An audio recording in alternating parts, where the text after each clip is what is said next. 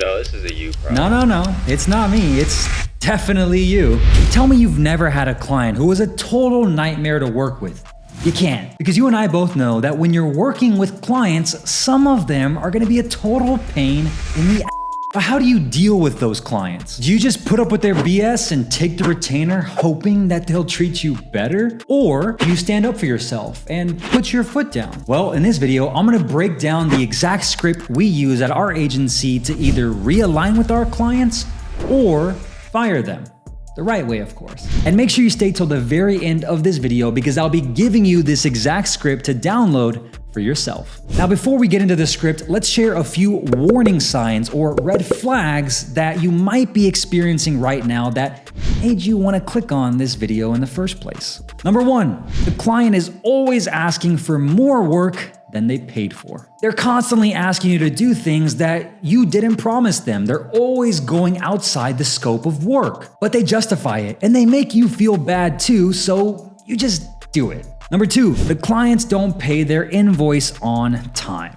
And when you have to ask, they ghost you. They don't reply to you or they take days to even respond. You have to chase them down just to get an answer. And then it takes days, even weeks for them to actually give you the money they owed you from last month. Number three, the client just flat out doesn't respect you. They treat you like shit, they're passive aggressive, they don't respect your time, and you're beginning to hate working with them each and every day that goes by. Does this sound familiar? If so, here's exactly how to deal with these types of clients. This is the reset call, okay? The goal of this script and this call is to realign expectations for your client, plus understand tension they're experiencing, resulting in either a healthier relationship with you or ending the engagement and you guys both going your own separate ways. Right or wrong here, this is an opportunity for you and them and us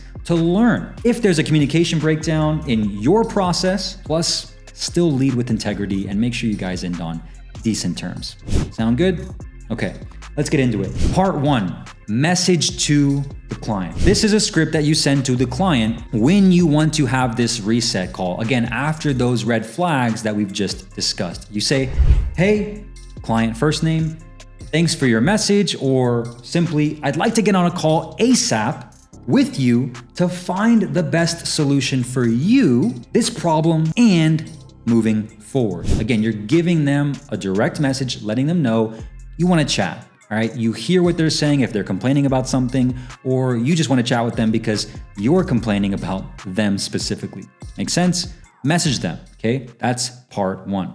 Part two, exercise before the call takes place. Now, this is very important, okay? You want to get out of your head, plus not be emotional, all right? So it's very important that the day before the call or the day of the call, you get a good workout in, get outside, get some sun, make sure you get a good sweat on, move your body and get into your body so you can get out of your mind. This is very important so you don't show up to the call reacting emotionally or heated, right? And just wanting to go off on the person for how they're treating you if it's in not so good of a manner, all right?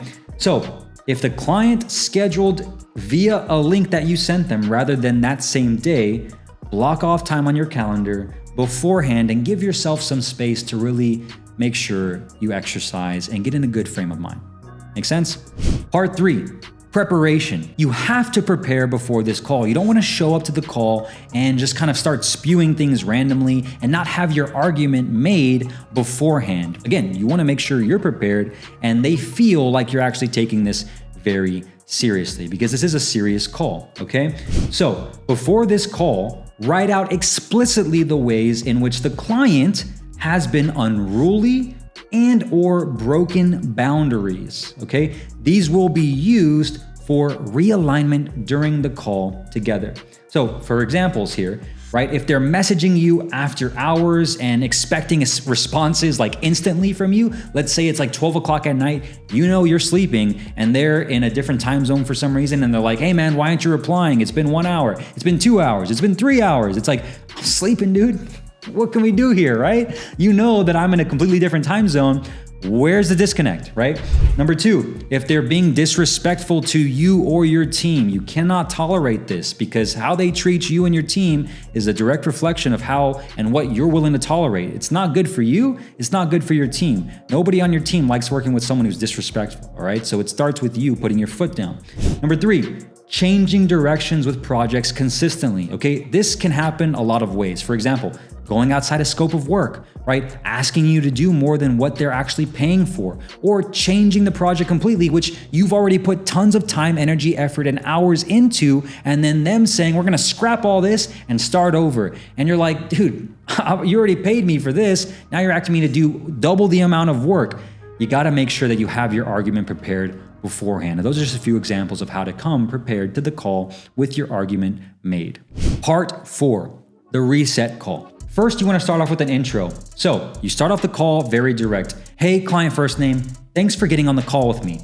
I'd like to jump straight into things. Is that all right with you? Right? Very clear, very direct, and straight to the point. There's no time for rapport here. Let's just talk about the issue at hand because chances are they're probably feeling some type of way as well. The client's going to respond, and then you say, thanks. I feel as if your expectations for this relationship are misaligned. And whether that's us completing this project plus month of services and parting ways, or realigning expectations for our work together, I'd like to figure this out together and what's best for you, right? Because this allows you to do a few things. Number one, it's making sure you're not, again, reacting emotionally and just attacking them and saying, dude, WTF, bro? Like, what's going on here? Like, why are you treating me like this? It's giving you the opportunity to make sure that they felt heard as well and allow them to speak up and tell you what's on their mind as well, okay? So you wanna hear the client out here, okay? You wanna give them an opportunity to speak, okay? To get things started, I wanna understand the tension you're experiencing. What's going on? Now you give an opportunity for them to speak, okay? So you wanna listen and accept blame if there was a disconnect on your team's part.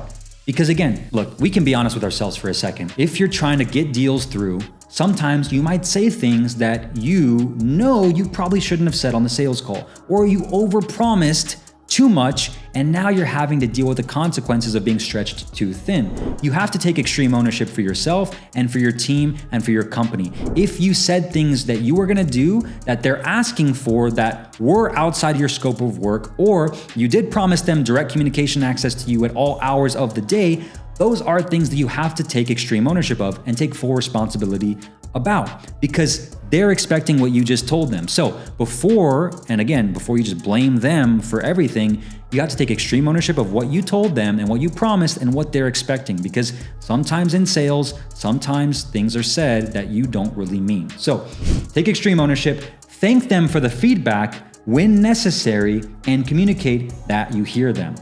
If the client has been unruly or disrespectful in feedback, plus you do not wish to continue, politely tell them you'd like to complete this project and or finish out the rest of the month of services, and that this will be the final month working together. If you do choose this, just be prepared for a refund request and be in a place to honor that. So again, if they're just going off on you after you've asked for feedback and you want to hear the client out, and they're just like, man, this is terrible, this sucks, you guys are not promising what you're delivering, they're just being super disrespectful, you don't want to continue working with them, be okay with giving them a refund, because at the end of the day, money's one thing, but your time, your sanity, and your sense of peace is a whole other thing, especially with your team. So just be prepared for a refund request and just give it to them. Just move on. It's better for you. It's probably better for them. And you don't want to be working with that type of client anyways. Okay, so just be okay with that. Last but not least, help the client understand you. And this is if you want to continue working with them. You want to say, I want to get on the same page with you for the boundaries of our working relationship. Number one, our hours of operation are 9 a.m. to 5 p.m. MST Arizona time, meaning we won't respond during outside of those hours unless it's an emergency. Number two, we cannot keep changing directions on projects. It forces me and my team to work double the amount of time. Number three, my team and I cannot complete our high quality standards when communication isn't in Slack, because if they're messaging you on Slack, They're texting you, they're calling you, and they're emailing you, and you're having to constantly be delivering messages to your team about what they said outside of Slack. It's gonna cause a whole bunch of confusion, misalignment, and double the amount of work for you. So make sure that you keep communication, in this case, in one central communication channel, and make that very clear to them. Now, of course, will respecting these boundaries of our services work for your needs? You have to ask for their commitment. This is a very key question. You cannot end the call unless you ask this question. Will respecting these boundaries of our services work for your needs? Okay, get them to say yes. Now, decide best foot forward. Based on your intuition of the conversation and how it goes, choose how you'd like to proceed with the relationship and be explicit. If this call went great, then make sure to thank the client for their time and you can both move on and continue working together. If it doesn't go great, again, thank them for their time, but let them know that you won't continue and you'll happily honor a refund request if they ask. Because at the end of the day, it's one thing to have the money coming in, it's another thing to have the money coming in, but also hating your life in the process, all right? It's better to just move on for them and for you. So I hope this script can help you too. Now, if you want this exact script, click the link right here to make a copy for yourself. But again, this is the last resort. You should only use this script when they've given you no other choice. But if you want to learn how to get more of the right clients, the ones who pay you upfront, on time, and love working with you, then click this video here. I'll show you how we land whale clients at our agency that pay us $15,000 a month plus. I'll see you there.